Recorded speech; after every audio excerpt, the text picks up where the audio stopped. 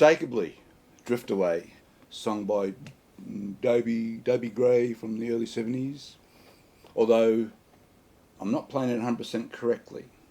But don't turn off. I will link in the comments once I'm finished to an excellent lesson from Marty. All his stuff is quality. He plays it correctly and does a fantastic solo too. That's worth having a look at just for that alone.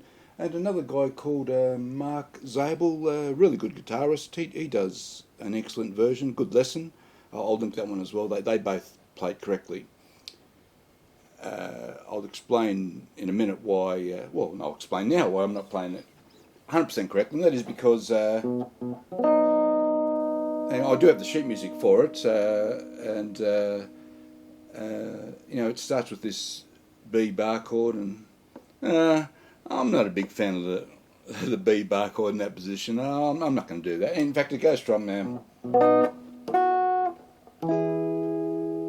and it's a really quick tempo too, so I find that pretty challenging.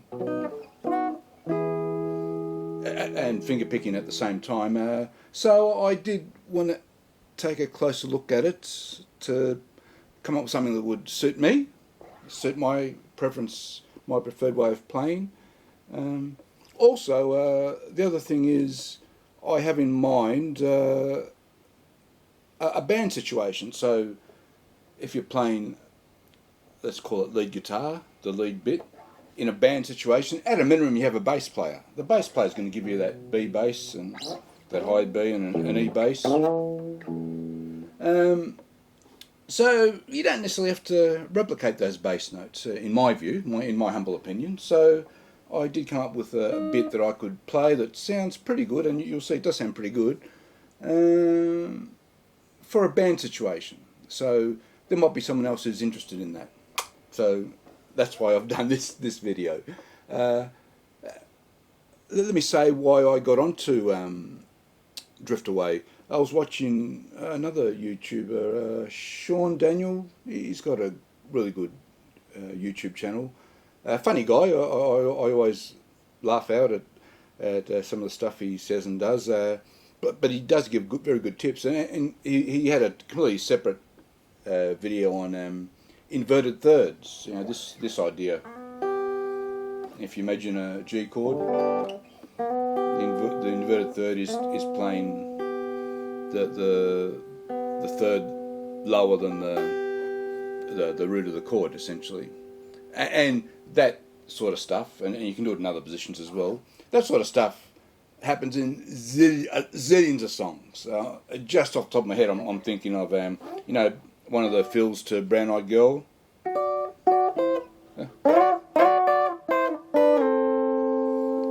All inverted thirds, and there are far too many to mention. John Fogerty does it a heap in some of his solos with Creedence, and in the Janis Joplin song, Me and Bob McGee, there's stacks of inverted thirds in there. All the way, everywhere. Anyway, as I was watching that video, I thought of Drift Away. I thought, oh, gee, I think there's a few inverted thirds in there. And I actually hadn't looked at the song for about a year. So I dug it out, and there are some, not as many as I thought, but there are some, so I'll point those out when we get to those. Okay, let's have a look at Drift Away in my preferred way of playing it. As I said, for a band situation. So you're presupposing a bass and maybe another guitarist is filling in some of the gaps, and you're just playing the important bits.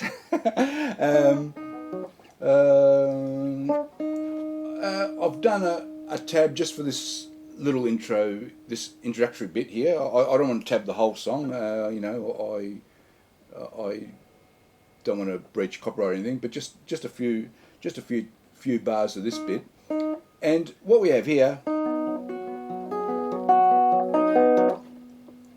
is groups of three notes, not triplets as such, even though they have a very triplet type feel, but they're very quick eighths. It's a quick tempo, this song. I don't know, around 140.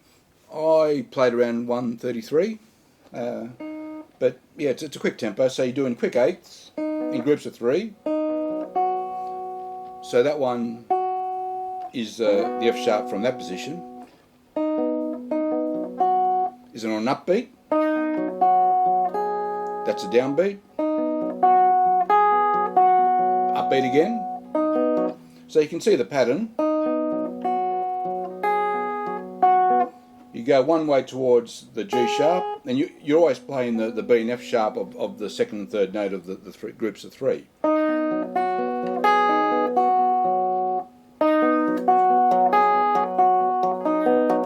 And then you've got this little ending.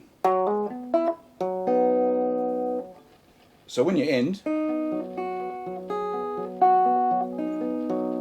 you're ending on a downbeat. So that's how you know you've got the progression correct. That ends on a downbeat, and you hold that for a quarter note.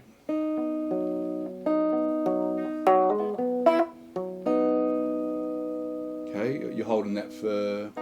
Yeah, I've got my tabs in front of me. Holding that for.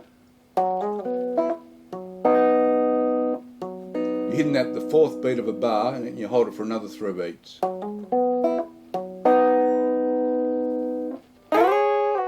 So this bit, that's the fourth beat of the next bar. And don't forget, because it's a quick tempo, the chord notes fly by. Yeah.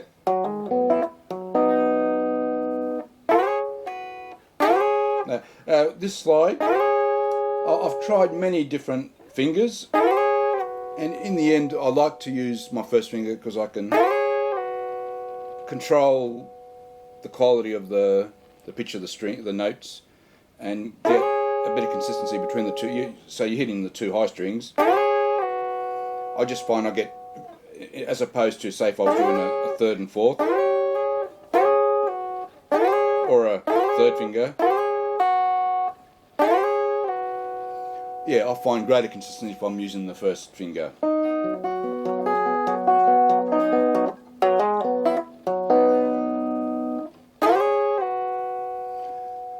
You're holding that for a full bar. So once again, it's a very quick tempo, but there's lots of gaps, and the time goes quick. So even the whole notes, the whole bars fly by quickly. Then there's a bit of a gap in what the lead does. I generally hit a note to signal another bar that we're still in the E here.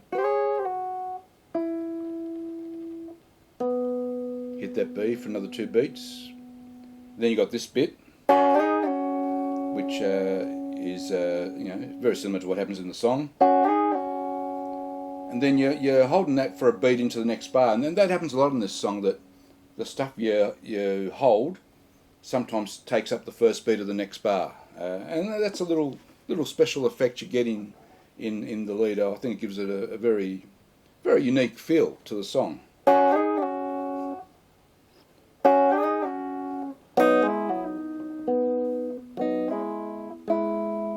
Yeah, so we've got this. Whoop. 1, 1. Here's another spot where I'm holding down something for a full bar. It's an E over F sharp. Now whether that's in the actual song I don't know. I've probably pinched it straight off the sheet music, and I've just decided it's a good spot to play a chord to hold for the whole bar softly. Back to the B.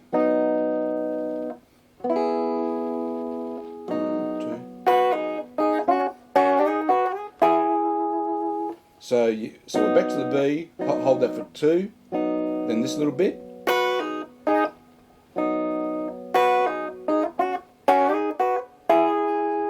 Here's another case where we're holding something into the first beat of the next bar. So we're holding that for 4 beats. 3, 4, 1.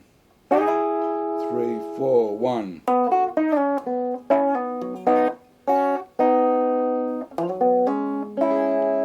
The C sharp minor there. This is a nice little bit, very nice. Holding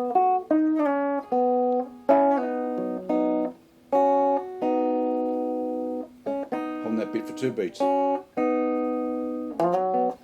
I do a grace note just to get me back to that position where I want to be. 1, 2. That hammer on is actually part of the C sharp minor that's about to come, but you're hitting it a beat before the C sharp minor, yeah, which happens in a couple of spots. Once again, gives it a nice, very nice feel. Hit the C sharp minor, or part of it, once again for a bar. And then you've got a couple of options here, but I really like, you're still on C sharp minor for the next bar. And that high, so here's our first inversion, inverted third. So we've got the E note, we're on the 14th fret, E note, C sharp, that's all part of the C sharp minor. 2, and then the exact same notes.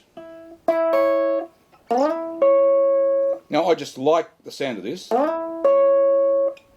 And then I want to get there, these are 2/8, just to be able to do that. So I'm up here for effect and nice tone. And then I want to get the identical notes on a string down. And once again, we're looking at inverted thirds, part of the C sharp minor.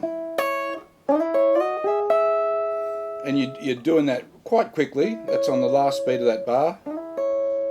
The first beat, you're hitting a D sharp for just half a beat. And now you've got another inverted third. This is part of the E major that you want to land on. But you're hitting a D sharp for half a beat of the new bar. And you're hitting that quite quickly. Grace note from the G to the G sharp. And now you're on the E major chord. As an inverted third. You're holding that, and then you're getting the okay. That's roughly it.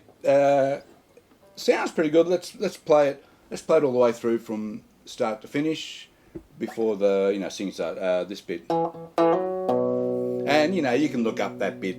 There's a zillion videos on how to play that bit. You'll find that somewhere. I don't need to show you that here. Let's just do the fun bit.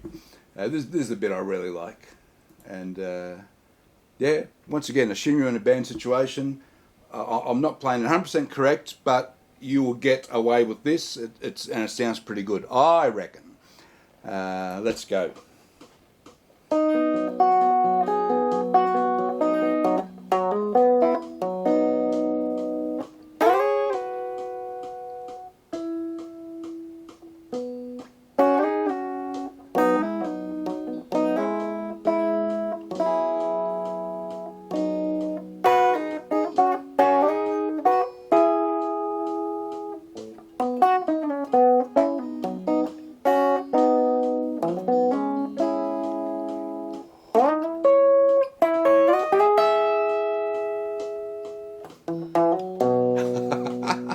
And that's that bit.